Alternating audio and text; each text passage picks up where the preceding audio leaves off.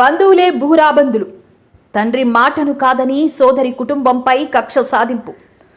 పచ్చని పంట పొలాలపై విషరసాయనాలతో దాడి. దిక్కుతోచని స్థితిలో తండ్రి సోదరి కుటుంబం. కసింకోట మండలంలోని కొత్తపల్లి బుచ్చయ్యపేటకు చెందిన అల్లం సన్యాసి అనే రైతుకు 3 కుమార్తెలు. అందులో ఒక కుమార్తె కొడుకును మనవడును దత్తత తీసుకున్నాడు. కొన్నాళ్ల క్రితం తనకున్న వ్యవసాయ భూమిలో కొంచెం 2 కూతుర్లకు రాయిగా ఎక్కువ శాతం తన మనవడి పేరుపై రాశాడు. దీంతో ఎవరికి వారే రిజిస్ట్రేషన్లు చేయించుకుని పట్టాదారు పాసు పుస్తకాలు కూడా పొందారు.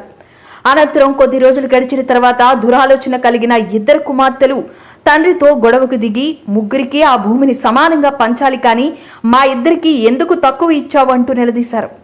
మనవణ్ణి పెంచుకున్నాను కాబట్టి ఎక్కువ ఇచ్చానంటూ తండ్రి బదులిచ్చినా పట్టించుకొని ఆ కుమార్తెలు కొడుకులు కొబ్బరి సురేష్, కొబ్బరి వెంకటే, తుమ్మపాల చిరంజీవి, అల్లుళ్ళు కట్టమూరి బాపూజీ, నల్లమారి రాజులతో కలిసి తన సోదరి కుమారుడికి కేటాయించిన వ్యవసాయ భూమిలోకి అన్యాయంగా ప్రవేశించి ఇందులో ఉన్న పంటను విషరసాయనాలతో నాశనం చేశారు.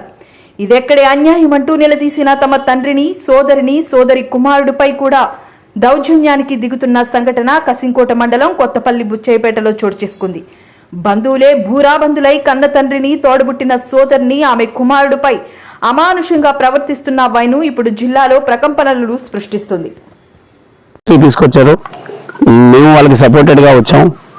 ఇప్పుడు ఉన్న విషయం ఏంటంటే వీళ్ళ ప్రథమ కొడుకులైనటువంటి బొబ్బర్ సురేష్, బొబ్బర్ వెంకటే, తుంపాల చిరంజీవి అనే వ్యక్తులు వీళ్ళ గత